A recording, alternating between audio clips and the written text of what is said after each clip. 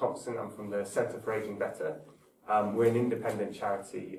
We're looking across the board at how we plan and prepare as a society for one that is looking older and one that is ageing, and that's in terms of housing, in terms of communities, in terms of health, but also my bit is about work as well, and that's also working very closely with employers as well. And so Mary, we work very closely with from Aviva as well, and she will sort of follow on after this. But we're a What Works centre, so that means we look at the evidence and all things to do with having a good later life. And the key question for us is all about how good work can help us to age better and have a good later life as well. We've done a lot of research into what makes for a good later life, and essentially some of the key things are, not too surprisingly, it's around health, it's about having financial security, and it's about having social connection. So those aren't everything, but those, when we looked at it, became really clear that they were some of the key things that made for a good later life.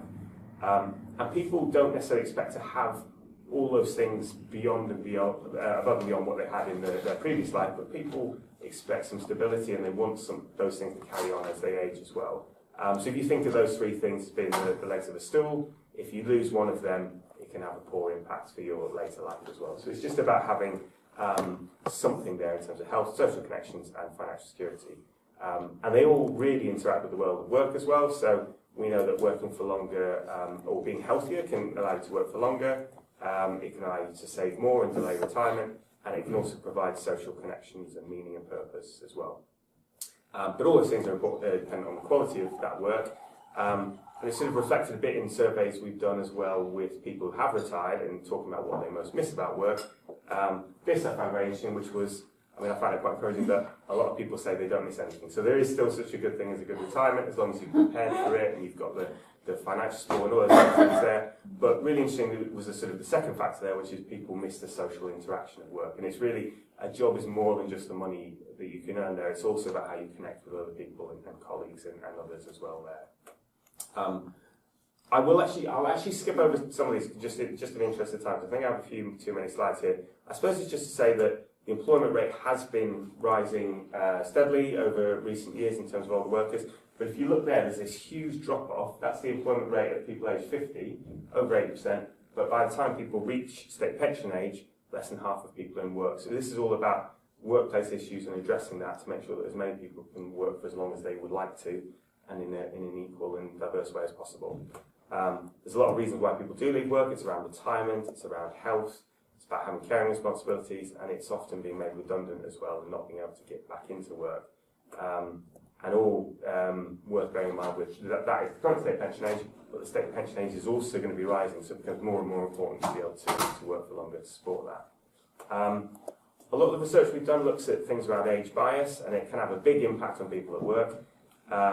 It's things like, this is what has come through in our qualitative research a lot, it's things around stereotypes about people not being good with technology, about people not being committed or capable enough. It comes through a lot in terms of people thinking about older workers. There's talking to HR professionals as well.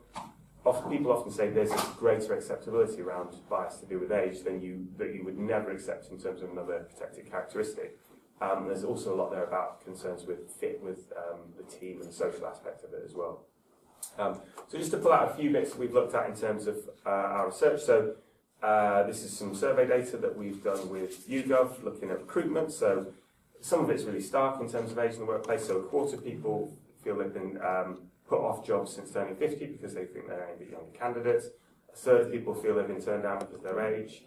Nearly 1 in 5 would consider hiding their age on a job application. It also comes through in how people manage older workers as well. So a quarter of people feel they can't talk openly with their manager about their future career plans, and only 1 in 5 about their retirement plans as well. So if as a society, if as workplaces, we think it's really important to be able to talk openly about age and retirement, at the moment in the workplace it just isn't happening and people don't feel comfortable saying it. Similarly, in terms of adjusting your role and having flexible working, and also people feeling that they've been treated unfairly compared to younger workers as well. And it comes through very strongly as well in terms of training and progression and not being offered those things if you're an older worker yourself. And just a bit of clarity there, we're not saying there is a set in stone age that is an older worker, but generally we tend to look actually at people from the age of 50 onwards, and I personally think that's quite a young age really in terms of the workforce, but it's when some of these issues start to creep in terms of perhaps more likely to have a health condition, perhaps more likely to be offered progression, perhaps more likely to be a working carer. We also found a lot of survey data in terms of having equal opportunities at work. It's things around these jokes and comments and things like that. If you think of a birthday card being sent around in the office, both what's on the front of the birthday card and what will be right inside it, people make allusions and jokes and things about age that they would be unthinkable about race or gender or anything. If you just kind of break it down, it's something that people joke about that can have serious impacts on how people consider their position at work. Perhaps it shouldn't do. And there's a lot there about people feeling they have less value for older workers, or that there are perceptions that older workers are less capable, but actually you look at the evidence, none of it is true. So just really quickly, I'm going to rattle through 5 things that we found from our research about how to become an age-friendly worker. The first one's all about flexible working. That's about how you hire flexibly, but also how you manage people and offer flexible working to all ages equally, and particularly helping managers to understand that in terms of reducing job descriptions, job structures as well, and making them flexibly. Secondly, it's about hiring age positively. It's not assuming that all your intake are going to be young graduates. It's thinking that people can be coming in and out of the labour market at all different ages, and particularly in the way the workforce is structured now more than ever, you have to be thinking a new intake could be of any age. And some employers doing really innovative things around having apprenticeships for different ages, thinking about the language and they're using their job descriptions, avoiding words that might be stereotypically aimed at younger workers, and thinking how that can impact as well. There's an important bit about health support. We've done a lot of research into who asks for support, occupational health support at work, the barriers they face to that. Both sometimes they're practical barriers, but often they are line managers who are unreceptive, not listening to the worker. And often, if you think about ageing as well, it's some of the conditions that are slow onset. You think of musculoskeletal conditions, things like back pain. They can creep up over a number of years, and there's never one clear time that is going to prompt the manager or the worker to take action on it. Unlike you break a leg and suddenly you do have to do something about it, it's having the space to have those conversations to ask for some flexibility around health support as well. Fourthly, it's about having career development at all stages. It's not making an assumption that training is only for younger workers or people starting out their careers. With people coming in and out of work because of caring responsibilities, because of childcare, other things, you need opportunities for training at any age, irrespective of what your age is. And then finally, it's this wider bit about creating age-positive cultures, and that's really about having the leadership. So Aviva will go on and talk a bit about that, but having people right at the top who are embracing these things and saying, we are an age-friendly and age-diverse workplace, and we want that to be for everyone. It's about equipping line managers to know what to do and how to have some of these conversations. And it's also about the staff networks and social interactions in the workplace as well. So that's just a rattle through. But just essentially, we are all living longer. The workforce is going to be looking older as well, particularly over the next few years and coming decades. So work really needs to be catching up to support people of all ages to be able to get what they want out of work and be able to be productive in it as well. The first slide was going to say there are 25 things I'm going to talk about, but actually there's only one thing I want you to remember.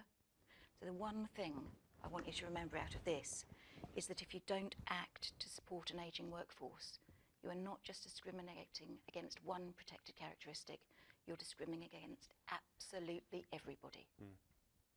So that's the one takeaway. I can get finished now. The next thing, I guess, so Patrick gave a brilliant articulation of all the things that we've looked at and tried to apply within Aviva. About Aviva, we're big and our age bands break down pretty much in thirds. That kind of reflects the working age population of the UK. But that age 45 plus, and particularly the age 50s, is growing really quickly. And it became a business risk for us, because we actually can't afford to lose those workers. There are too much experience in that cohort, and with pension freedoms and other choices that people can make, we were going to have skills walk out of the door if we didn't do something. So from a very selfish point of view, it was the right thing to do. We also have a customer base that is much older. We're a pensions and savings business.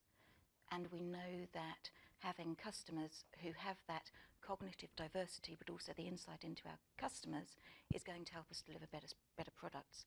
So it's good for our customers, it's good for us as a business, and it's good for employees for all of those reasons that Patrick said about health, greater financial security, and the three legs of the stool. So what we did a load of research. I wake up and look in the mirror every day and get a slight shock. Because inside, I feel just as I always did. In my head, I know I've got loads more knowledge than I had, so I should be more valuable, right? Hey, I look good for my age. But we have this massive youth orientation within society. When we looked at our recruitment material, we found it beautifully diverse across ethnicity and age. There wasn't a single grey hair in our recruitment stuff. You look at the Department for Work and Pensions apprenticeship material, there isn't anybody age over 24. Our oldest apprentice is 68. We use that apprenticeship levy really creatively. We have people retraining at all ages. We have 5 generations in the workforce. And now we're doing things like training our 20-year-olds in how to talk about the menopause to women who they manage. So, the M word. So we've had to do all sorts of things, but we've increased our recruitment by almost 30% in the over 50s, just by making really simple changes. There are going to be 300,000 fewer people between age 18 and 24, and 800,000 people more between age 50 and state pension age in the next 5 years. So if we want to get the best talent, we need to fish in the biggest pond. If we want to keep that skill set, we've got to work on retaining people. And if we want to keep people up to date, we need to retrain those people and not let our biases stop people developing. Our CEO is 52 and he has no intention, that's not him, he has no intention of stopping learning. I don't know if any of you have done Myers-Briggs or anything similar. Okay? Your Myers-Briggs now is the same as it was when you were 30. Age doesn't change your attitude. So start treating people based on their attitude, not on what you see. So midlife MOT, basically the midlife MOT came out of John Cridland's review of the state pension age, and he came up and said, actually, those 3 legs of the stool, wealth, work and well-being, employers should tackle those and have conversations. About age 45, age 50, have an intervention where you talk to people about what do they want for actually the second half of their working life potentially. Have a conversation with them about what their well-being is like, what they want out of life and work. It might be progression, it might be going part-time, it might be retraining and doing something else. Don't make assumptions about the over 50s. Over 50s are almost half the population. It's like saying, oh, you're a woman, you wouldn't possibly want a promotion. It's like, we won't say that, so don't think it. And that unconscious bias, Patrick talked about ageism, it is so rife. You will catch yourself doing this all the time. Now, I hope now you've had this immersion from us. And then the wealth part. So when I go and talk to companies, that ends up being the thing that we talk about most, because what's stopping people retire is a fear about not being able to afford it. Or people are thinking, I want to retire because I'm going to be that 50% that has a happy retirement, but they know they're going to miss their colleagues.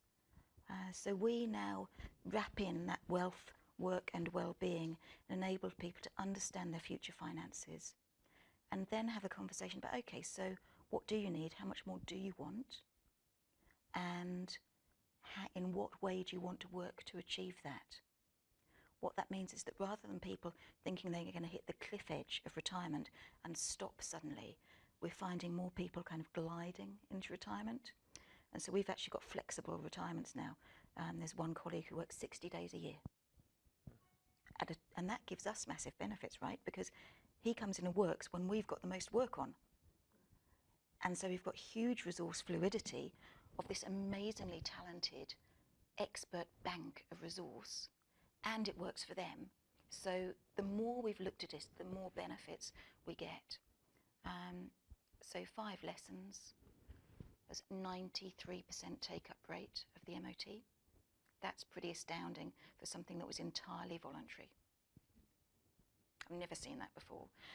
6 months after, people were more confident about what they were going to do for the rest of their working life. Massive appreciation for Aviva giving the time. We've decided to roll it out from age 45 versus age 50.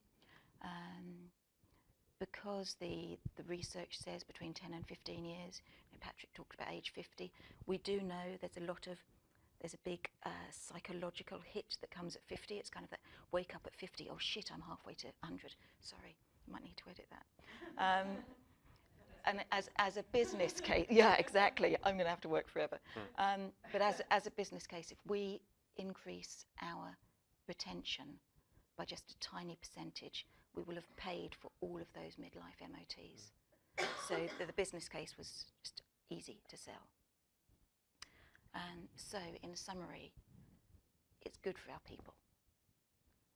It's good for us as a company in so many ways, but it also helps kind of UK PLC with a healthier, fulfilled working population. So thank you.